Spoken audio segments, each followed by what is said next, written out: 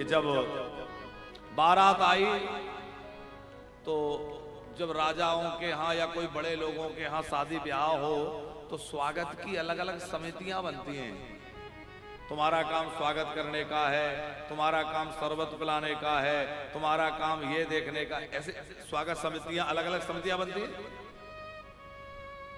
तो द्विवेदी जी एक स्वागत समिति बनाई गई थी। जब वो बारात देखने गई और उसने भूत प्रेतों की टोली देखी तो बिडर चले वाहन सब भागे, उनके हाथी घोड़ा ऊंट सब भागे। अब कोई नीचे गिरा, हाथ पैर टूट गए, कोई का कुछ हुआ, कोई का कुछ हुआ, लौट के भाग के आए। और अब राजा साहब की यहाँ की बारात है तो कैसे कहें कि ऐसी बारात है, साहस नहीं जुटा पा रहे कि किसी को कहें। अब बारात नजदीक आ गई तो जाओ जनवासे में उनको ठहराओ। तो लोगों ने कहा कि जाओ जनवासे में ठहराओ। अब वो मना तो नहीं कर रहे, पर क्या कह रहे, वहां किसी और को भेज दो, हम कुछ और कर लेंगे पर वहां नहीं जाएंगे। नहीं नहीं, आप लोगों की ड्यूटी है, आप लोगों को काम दिया है, आप लोग जाइए। बोले हम वहां नहीं जाएंगे, क्योंकि वो जानते हैं बारात कैसी है। अच्छा, सब देवता तो बढ़िया बढ़िया स्थान देख के ठहर गए, लेकिन भूत प्रेतों को कौन ठहरावे।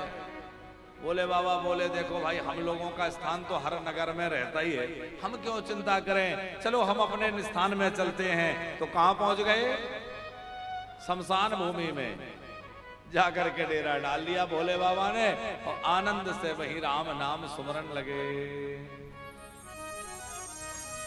अब उधर देवताओं ने पहले एक हट कर ली। रामचरितमानस में आप पढ़िए तो एक राम जी का विवाह और एक शिव जी का विवाह, दो विवाह की बढ़िया से कथा है। रामचरितमानस में 4 विवाह की चर्चा है वैसे, पर 2 पूरे हैं, 2 अधूरे हैं। राम जी का और शिव जी का पूरे हैं, अधूरे किसके, बोले एक तो नारद जी का, वो अधूरा रह गया, और एक वो देवी जी सज धज के आई थी शूर्पणखा, उनका भी अधूरा रह गया है। तो भोले बाबा का विवाह है और बाद में राम जी के विवाह का वर्णन है। पर राम जी का विवाह आप कथा पढ़िए तो पहले विवाह की विधि का वर्णन है, बाद में भोजन की विधि वर्णन है कि नहीं।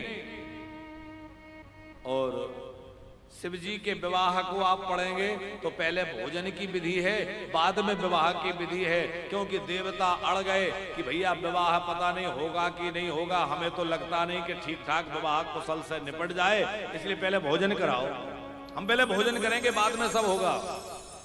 तो भोजन करने के लिए पंक्ति लगाई गई है, भूत प्रेतों की पंक्ति है। तो भूत प्रेतों को भोजन कराना सहज है। अब जैसे पंक्ति लगी तो वो परोसने वाले जो होते हैं ना, एक जगह जाके रुक गया।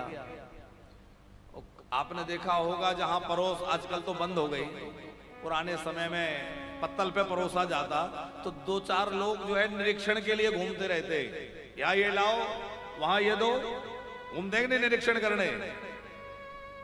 तो वो पूछे कि अच्छा खड़े क्यों हो गए, आगे बढ़ो। बोले एक समस्या है। क्या समस्या है? बोले समस्या ये है कि जो सामने भूत बैठा है उसके बहुत सारे मुंह हैं, विपिल मुख का हो। अब इतने सारे मुंह हैं तो ये बताओ कि पत्तल कितनी लगाऊं, एक ही लगाऊं कि 4 से 10 लगानी पड़ेंगी। उसने कहा अरे तुम एक पत्तल डालो, जैसे खाना होगा खाएंगे, आगे बढ़ो। अब वो आगे बढ़ गया, फिर खड़ा हो गया। अब क्या समस्या है? बोले अब समस्या ये है कि इन महाराज जो भूत बैठे हैं इनके हाथ इधर हैं, मुंह उधर है, समझ में ये नहीं आ रहा पत्तल इधर डालूं कि पत्थर उधर डालूं। अरे बोले डालो, वो अपने हिसाब से खा लेंगे, तुम आगे बढ़ो। फिर थोड़ा पत्तल डाल के आगे बढ़ा, तब तक फिर समस्या, फिर खड़ा हो गया। अब क्या हुआ? बोले एक और समस्या है। अब क्या है? बोले सामने जो भूत बैठा उसको मुंह ही नहीं है, को मुखहीन, बिना मुख वाला भूत है। तो जब मुख ही नहीं है तो खाएगा कैसे? और खाएगा नहीं तो पत्तल डालने से फायदा क्या है? तो मैं सोच रहा हूं इसको पत्तल डालूं कि ना डालूं। तब तक भूत के अंदर से आवाज आई, इससे तुम्हें क्या मतलब? अरे जल्दी पत्तल फेंकी और भागा। बड़ा विचित्र शिव जी का समाज और खूब आमोद प्रमोद के साथ आनंद हो रहा है। सबने कहा भाई देखो ऐसा है कि बारात को जिमाना तो बहुत मुश्किल है, दुल्हा को जिमा दो। अब विवाह का प्रसंग है तो आपको एक शिव जी की बात सुनाए। एक कवि ने बहुत बढ़िया बात लिखी है कि भगवान शंकर के यहाँ मुंह वालों का बड़ा झमेला है। एक दो मुंह वाले नहीं, बहुत सारे मुंह वाले लोग हैं। और एक दो मुंह हो तो पूर पड़ जाए, पर इतने मुख वाले लोग हैं कि कितना भी आ जाए पूर नहीं पड़ती। इसीलिए भोले बाबा पहाड़ों में जाके बसे हैं कि जो मुख एक तो पूरे पड़े, मुख ही मुख को घर माही झमेला। कैसा झमेला है घर में कि काहे न मांगत भीख फिरे, घर में नहीं कहू अन्न अधेला। घर में तो कुछ है नहीं और सब अनेक मुंह वाले कि जो मुख एक तो पूरे पड़े, और मुख ही मुख को घर माही झमेला। कैसो कि शीश चढ़े सहसानन है, गले में जो नाग है उसके कितने मुंह हैं? 1000। और गोद गजानन बैल तबेला। सिर पे जो नाग है वो सहस्त्र मुख वाला, 1000 मुंह वाला। और गोद गजानन, जिसके हाथी का मुंह, हाथी तो वैसे ही बहुत खाता है। गोद गजानन और वाहन बोले बैल।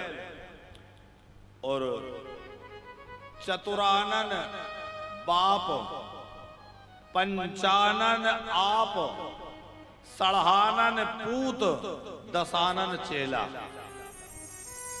समझ में आई? पिताजी के 4 मुंह, ब्रह्मा जी पिताजी, तो चतुरानन बाप, पंचानन आप। अच्छा वो बेटा बेटा ही कैसा जो पिता से आगे ना बढ़ जाए। तो पिताजी के 4 मुंह थे, इनके 5 हैं।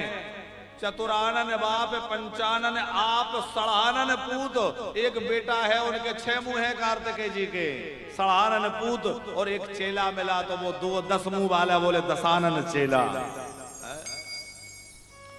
भगवान शंकराचार्य ने एक बड़ी अच्छी बात लिखी है।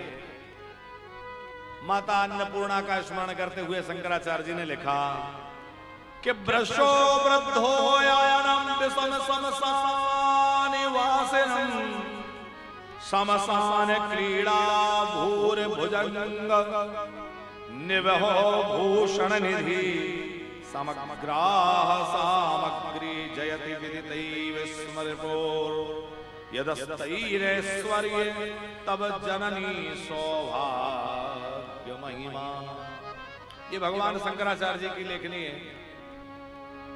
द्विवेदी जी शंकराचार्य जी लिख रहे हैं कि शंकर जी के घर में क्या है?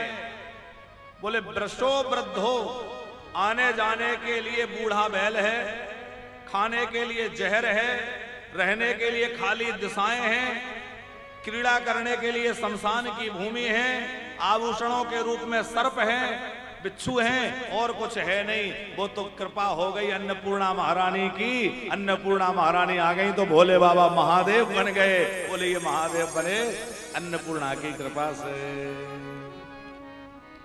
तो ये तो विवाह में विनोद की बातें हैं कि आप को वाहन बैल बलि बनता हो, को वाहन सिंह ही पे खई, मूसक को वाहन है सो एक को, तू जो मयूर के पक्ष विषे कहीं, भूषण है कवि चैन पनंद के बैर परे, सब ते सब लेख के, और 3 लोक के ईस गिरी सुस जोगी भय घर की गति देख के।